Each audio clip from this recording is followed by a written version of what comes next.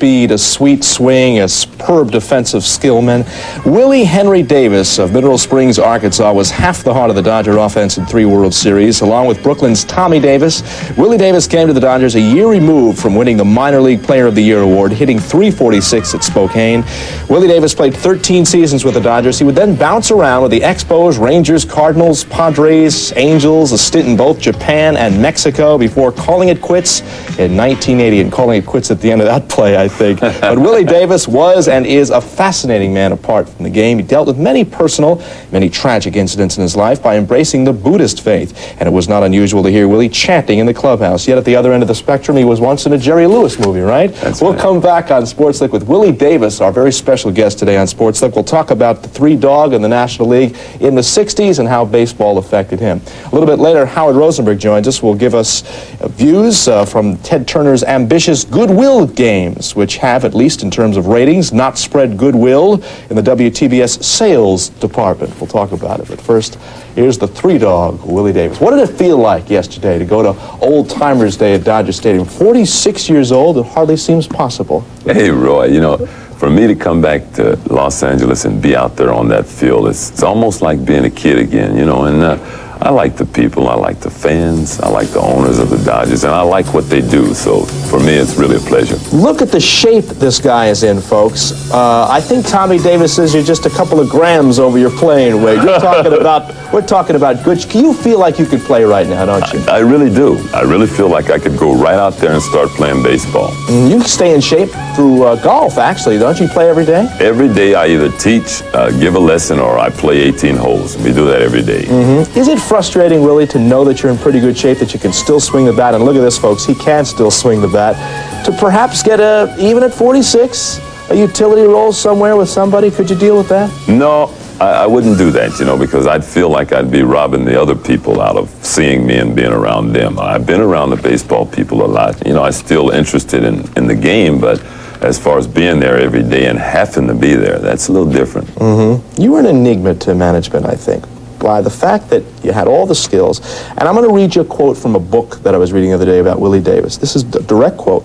He can run, hit, throw, and field. The only thing he's never been able to do is think. What do you think they mean by that?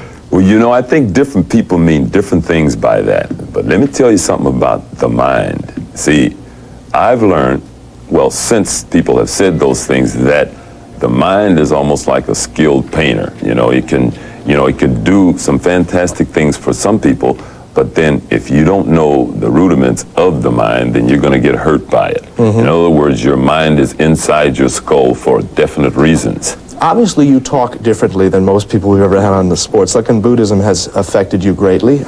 We're also going to talk about baseball here before we talk about Buddhism. You were a different baseball player before, say, 1966 than you were from 66 on. Ted Williams changed you. We have some highlights. Take a look once again back at the great years of Willie Davis. Ted Williams changed you. You saw a Ted Williams film on hitting, and it affected the rest of your career. Yeah, you know, Ted Williams is like, you know, they always used to say poetry in motion. Well, that's true. You know, when you look at Ted Williams, you see all the rudiments of a hitter and what he should be looking like. But that's not to say that you can do that. I mean, but with enough practice and enough tutoring, why, sure you can. How would you rate yourself as a baseball player, Willie? First class. I mean, all the way. I do that because of the time I spent playing it. If a guy spends over 15 years doing anything, you better call him a pretty good player. They said that you should have been Hall of Fame material. Were they right? They were wrong, you know what I mean? Because I am Hall of Fame material. I continue to be, you know, until I die. That's pretty honest. That's right there. You had never a shortage of confidence, did you, Mr. Davis? Never, you know, and you know what gave that to me? Another human being, named Kenny Myers, who signed me right out of high school. You know, he approached me and he said, listen, Willie, he says, you're a good runner, you have speed, and you seem like you're a nice guy. How would you like to play center field for the Los Angeles Dodgers? I said, what? He said, you heard me. I said, do you really think I could? And looking him straight in the eyes, he said, you're gonna. And there it was, you know. We have a lot of things to talk about, but one of the things I do want to talk about is you feel that you were reincarnated, and it's very important in your life that you came from a different era. How is Willie Davis affected by whoever you were in the past? Well, every human being is affected by every other human being. So about reincarnation, I don't really dwell on that, but I know that people are here before and they're here now and they'll be here again. Because when you know that, then you're awful careful about what you do. That means if you do anything right now that's not too good, you're going to feel an effect from that. And so we're dealing with cause and effect, Roy. Let's speculate for a few moments. It's hard to do, of course, but do you think you were more interesting a person, say, in the Renaissance period, if you had lived then, than you would have been in the 60s, 70s, and 80s?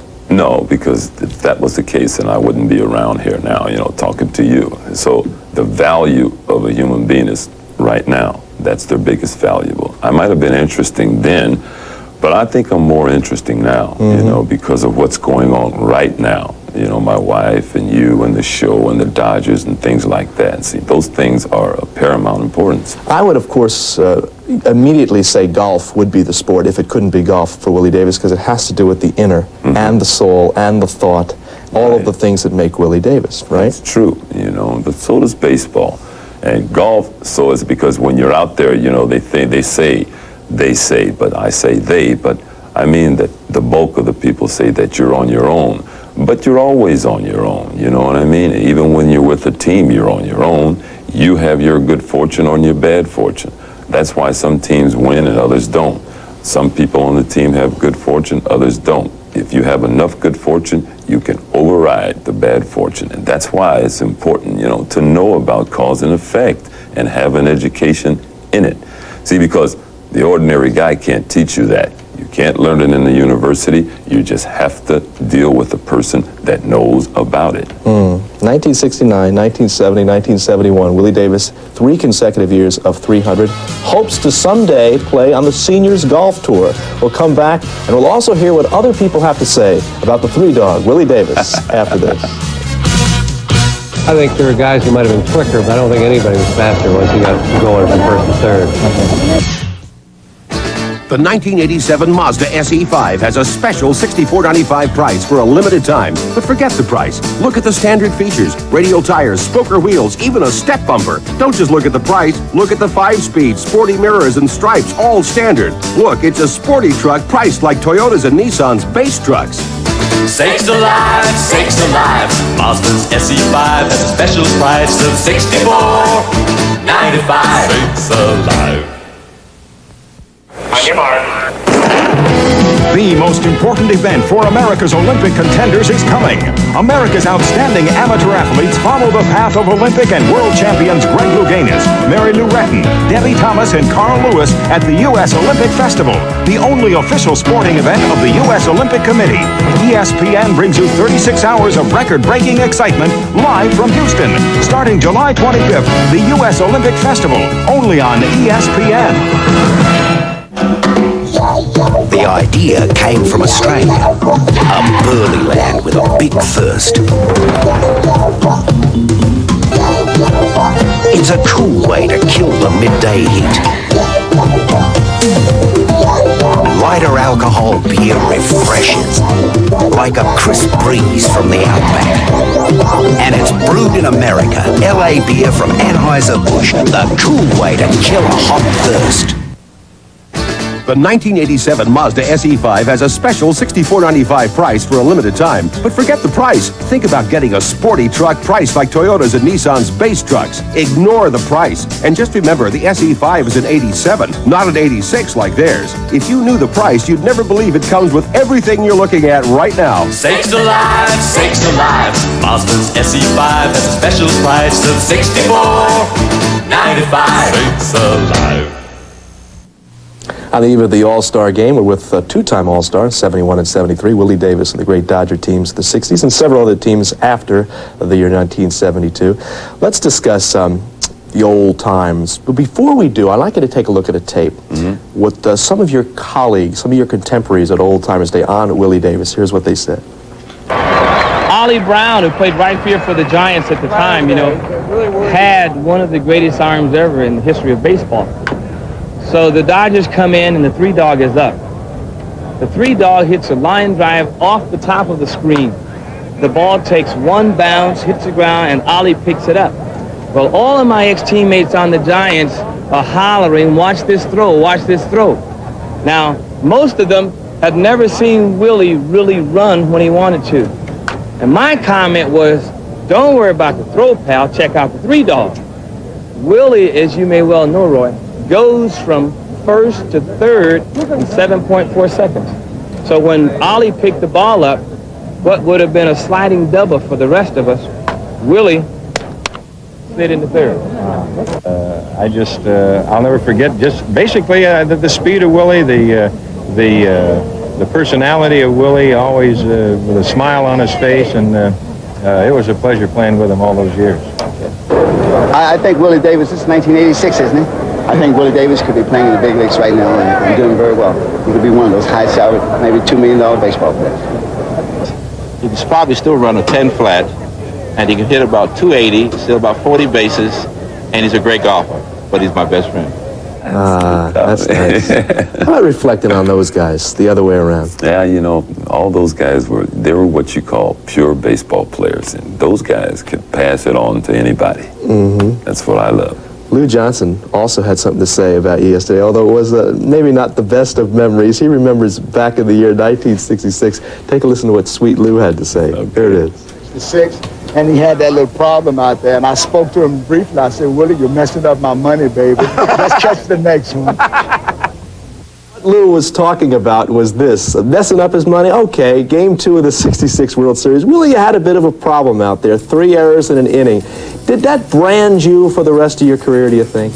Well, you know, in a sense, because, you know, they were saying that, well, the man made 3 errors, and I think that was unheard of.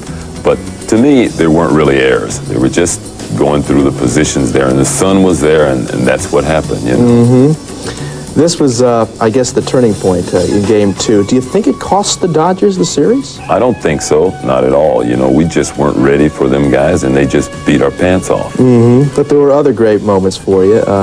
After that, in fact, you became a better player after 1966.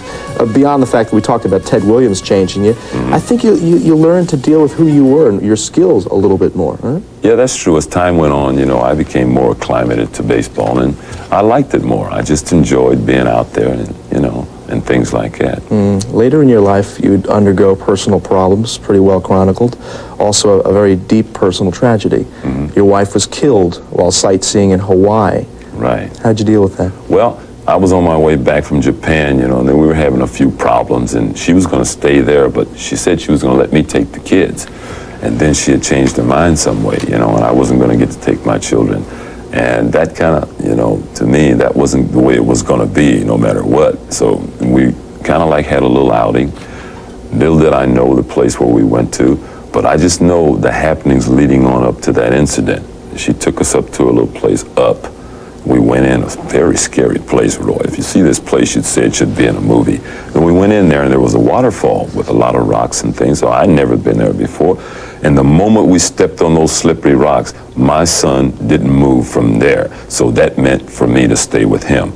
That you just feel that father-son thing. So that meant that I was going to stay there, and they could do whatever they wanted. So her daughter and her went on. They kept going. And I'm just up there fooling around with my son, and he's crying because he knows what's going to happen. Isn't that something? That's why he was crying, but he couldn't explain it in words, but his cry explained it to me. And so about 5 minutes later, after they had disappeared, the little girl's running out of the brush saying, "Mama fell." And I said, "What?" That way I scurried down there, and I looked, and there she was down on the rocks there. And I said, well, you know, I had to be calm. So I was, and I just looked at her. I took them all. I took them right down the hill to the NSA Center, which happened to be right down the hill there. We called the police. The police came. They drug her out of there. I said, "That's her." Took off the jewelry, put it on, and the guy with the mic, he says, "Gee, Willie, you seem to be so calm." I said, "Fella, see these 2 kids here? That's my main concern now." Bang, and that was that. Do you believe in a heaven? Oh, yeah, there's a heaven right here on earth. But if you think that there's one up in the sky, you can forget it. And you people can too. Willie Davis is our guest. We'll come back with more in Sports Look after this.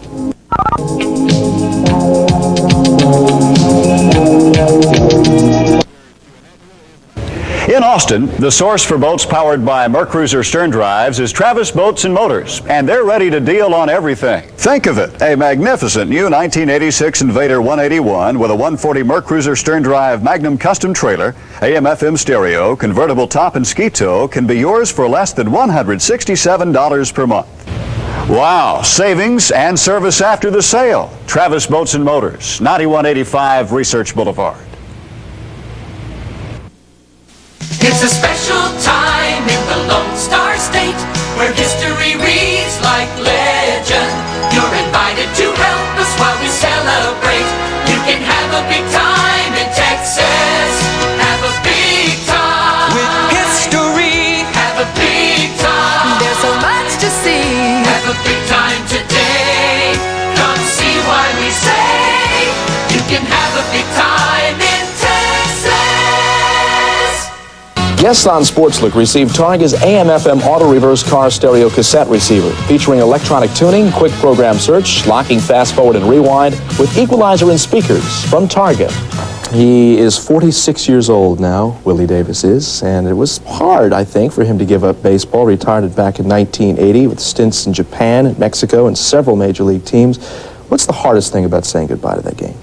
Well, for me, Roy, I'm not really saying goodbye to that game because we talk about time, you never say goodbye to a game like baseball. You might say goodbye, but the baseball is still with you. If you play it for 5 years, maybe you'll forget it sooner, and it might hurt you to leave it. But when you play it for 20 years, you're a master at that game. That means by being a master, you can teach it, and you can do what you want with it. And you can live it in your heart. Exactly. That's and if you believe in reincarnation, as you and I both do, perhaps it'll be in another life you'll play another game. Definitely. That's why. I'd like to talk, finally, this is a very difficult question to ask in terms of trying to capsulize something like this. Take a minute. Who is Willie Davis, and what has he become?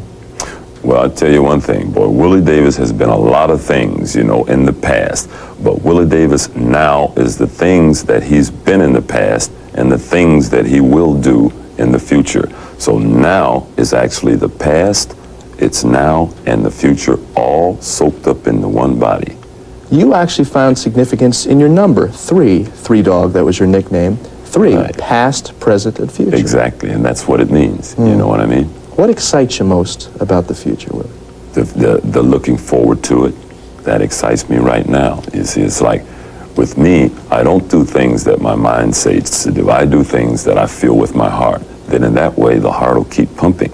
The people who have heart attacks, they neglected their hearts. See, I don't do that. Finally, yesterday at the Old Timers Day, I ran across a number of players who fear for the future. They fear for their security. They remember what they used to be. They're not sure about who they're going to be. Exactly. What can you say about that, the ex-ball player who is unsure of himself for the future? Well, all I can say about that is if you really want to have a guarantee for the future, you must start to chant, Nam Myoho Renge Kyo. With that, you can do anything you want and help anybody you want. It's as simple as that. Willie Davis, the 3 dog, very special man, very interesting man. I want to thank you again. Best of luck with all the golf, and perhaps someday we'll be talking about the professional golf tour on the Seniors Tour. Thank you, Roy. Thanks, Will. We'll come back. Howard Rosenberg joins us after this.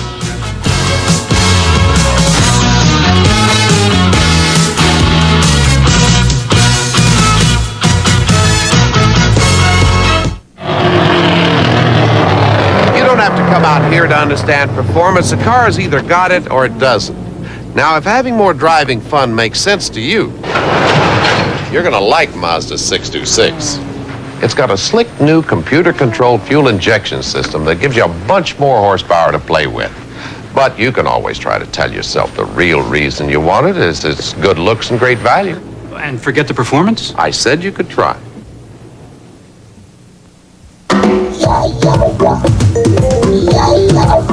The idea came in on a cool wave from Australia.